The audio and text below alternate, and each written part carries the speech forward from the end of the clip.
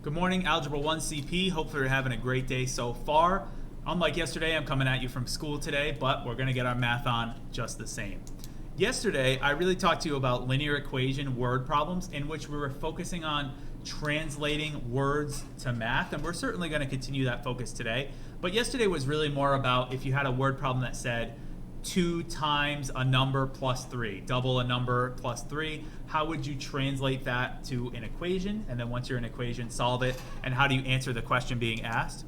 Today, we're going to focus more on a traditional type of linear word problems, whereas we have a rate of change, or rate at which something is changing, as well as an initial addition or subtraction that we have to tack onto that. Okay? So that's what we're really going to focus on today. Yes, it is certainly true that when solving these problems, we are, just like yesterday's general strategies, we are going to try to translate the scenario to words, the scenario to an equation, scenario to words, it's already in words. Translate the words to an equation. We're going to try to solve the equation, and then we're going to try to answer the question being asked. But in these types of problems specifically, and these are some pretty prime time SAT type of questions or standardized test questions, we're really going to be on the lookout for two things. The first of which is our initial addition or subtraction. Okay? And in a particular scenario, an initial addition or subtraction is something that only occurs once, usually at the very start of a problem. Okay? And something that only occurs once can typically be represented by a constant. In other words, you don't need a variable to necessarily represent something that only changes once. A constant is just a regular old number with a consistent value. So like 5, -3, those are both constants. So we can represent those initial addition and subtractions with constants, usually. Okay? The other thing we need to be on the lookout for is a rate. Okay? Since we are dealing with linear equation word problems, that rate is going to be consistent, but it is a rate that gets applied a certain number of times. How many times it gets applied? Well, usually that's the goal of a problem, is to figure out how many times we're applying this rate. But this rate is a reoccurring change. Okay, this is a reoccurring change. It's called the rate. Okay, and the rate is usually represented by a constant multiplied by a variable. Okay, a constant multiplied by a variable. Now, certainly there are a lot of different variations of these types of problems, and there are cases where we could be searching for our initial addition or subtraction, and we're given the remaining piece of information. But for the most part, we are going to be given our initial addition and subtraction, given the rate, and we're going to have to try to find this variable. All right? Let me show you what that's going to look like. Take a look at this very first problem. And again, these are sort of classic linear equation word problems. First problem reads, a construction company charges $15 per hour for debris removal plus a one-time fee of $60 for use of their dumpster. So think about this. Before you can even start working, this construction company says, hey, you want to use this dumpster in order to remove your debris? Well, you have to pay us $60 regardless. Even if you worked for 2 minutes, it's still a flat fee of $60. It's also going to be $60 if you work for 6 hours. So sometimes that's why it can be worth it to do things like that. But our one-time initial addition, we'd have $60, right? There's our initial one-time fee. You even see it right in the problem of $60. We're then going to add on to that the cost of the fact that the construction company charges $15 per hour for debris removal. Okay? Well, how many hours were we actually working? That's a great question. We don't know. That's what the whole point of this is trying to be. How many hours were spent removing debris? I don't know. We're trying to figure that out. So this company is going to charge $15 per hour times the number of hours that debris is that is spent removing debris. Like I said, if you're charging I don't know, if you remove debris for 1 hour, then that would mean that you have to pay $15. If you're removing debris for 2 hours, you have to pay 15 times $2 or $30. If you're removing debris for 3 hours, you have to pay 15 times 3 or $45. If you're removing debris for X hours, you have to pay 15 times X or $15X dollars. All right, so this is our initial and this is our rate. Okay?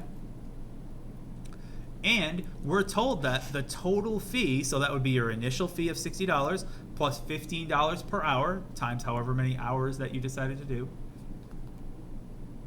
We're told that that total amount comes to $135. So we can say that 60 plus 15x should equal $135.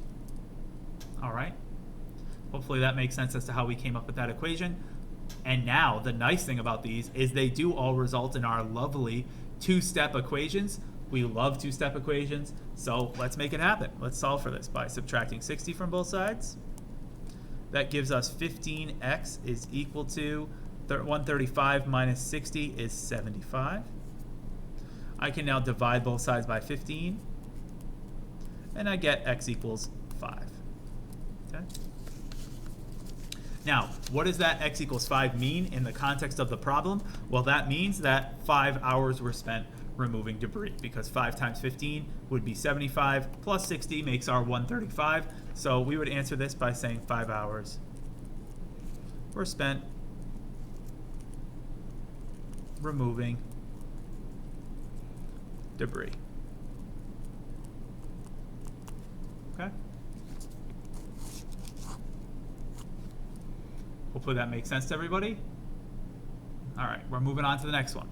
Next problem, very similar, says a car rental agency. This is actually how rental cars work. They're not usually this cheap, but it does pretty much work this way.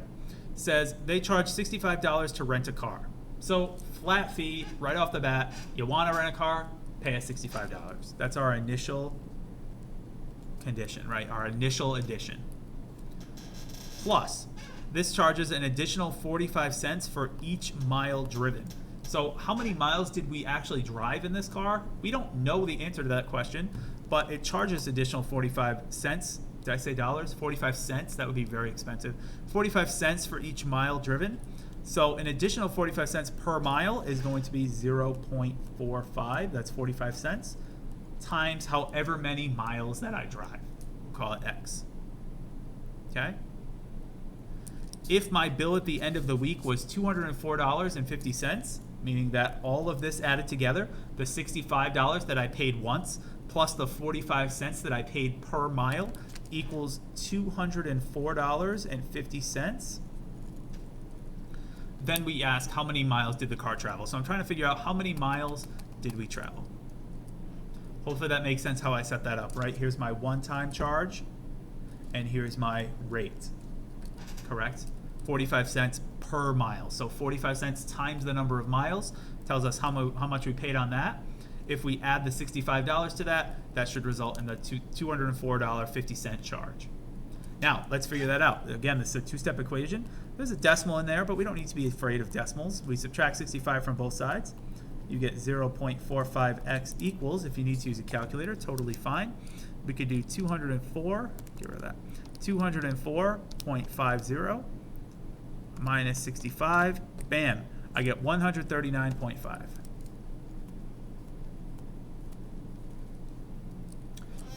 Next, just because there's a decimal, it doesn't change what we actually do in order to solve this problem. I'm still going to divide by 0.45 because it's 0.45 times x. Divide by 0.45. We move over to our calculator. I'm going to take that answer, divide by 0.45, and I end up with 310. So I'd be able to say that. How many miles did the car travel? We drove for 310 miles. Okay. Any questions about that? Hopefully not. Hopefully it makes sense. Again, consider that they all end up sort of in this form of our initial, there may not be an initial, but usually there is, plus our rate times the variable. And we're usually looking for how many miles in this case, how many hours in this case, how many times was this rate of 45 cents applied, is the idea. And then that equals our total. Okay, let's move on. We got 2 more problems, and then we'll call it a day. All right, a little shorter than yesterday.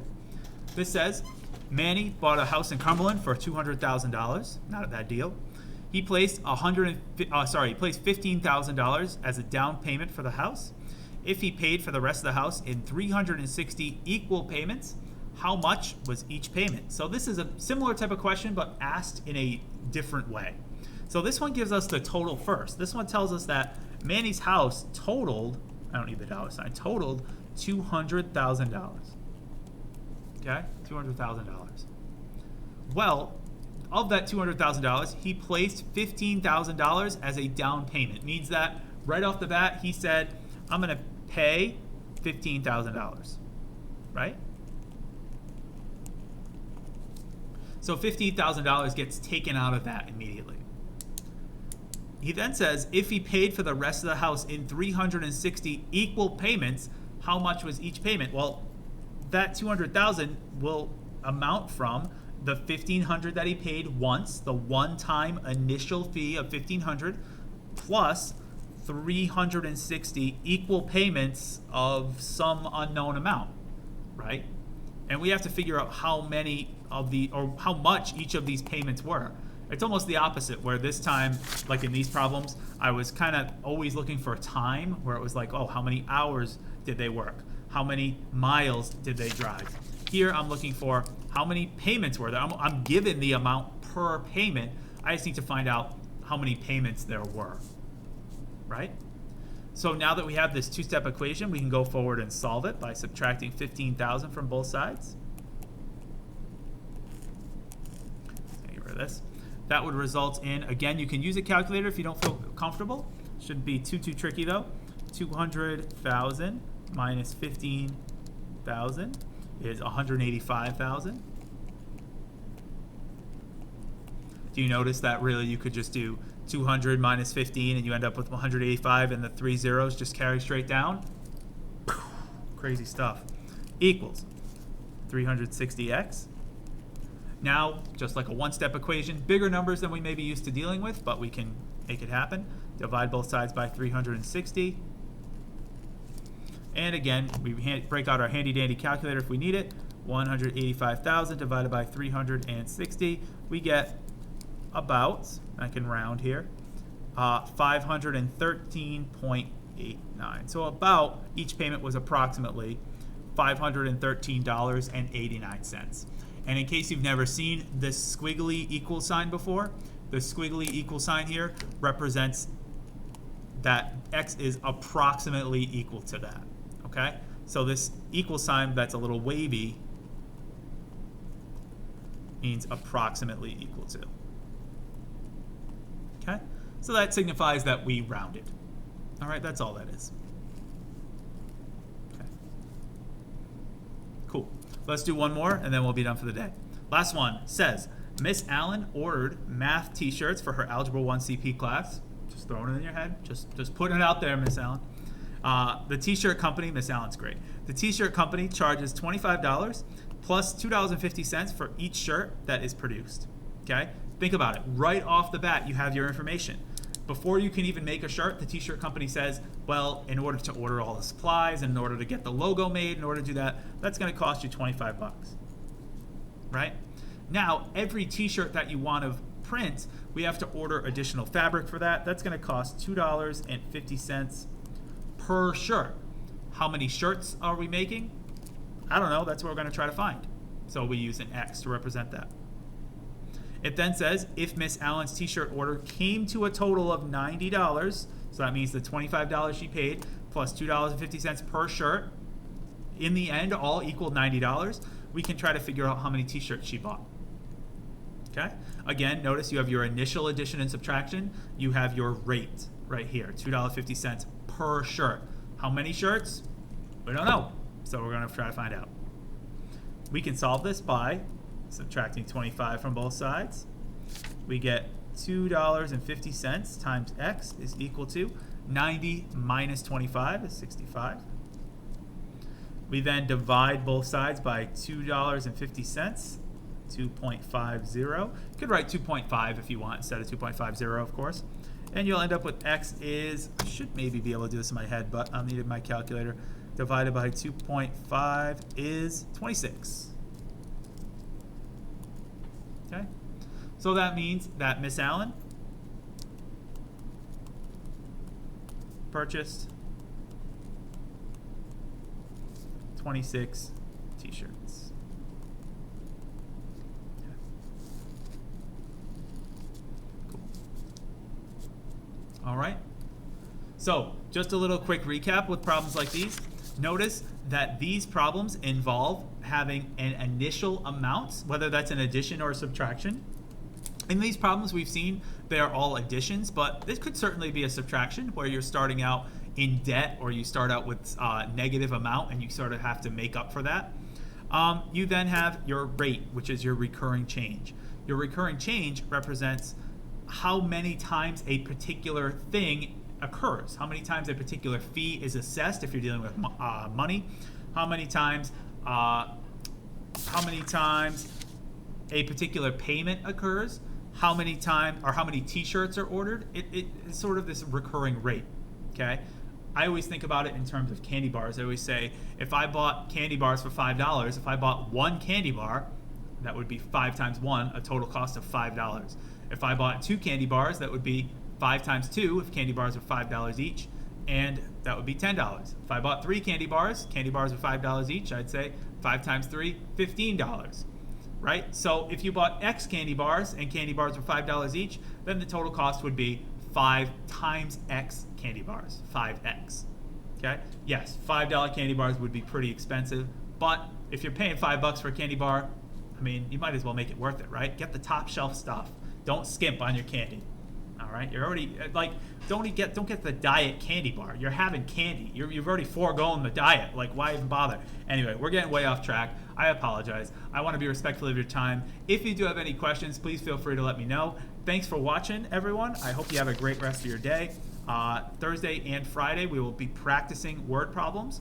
There are also some practice problems on Google Classroom that I would like you to try that go along with these types of word problems. But other than that, I hope you have a fantastic rest of your day, and I will see you next time. Bye, everyone.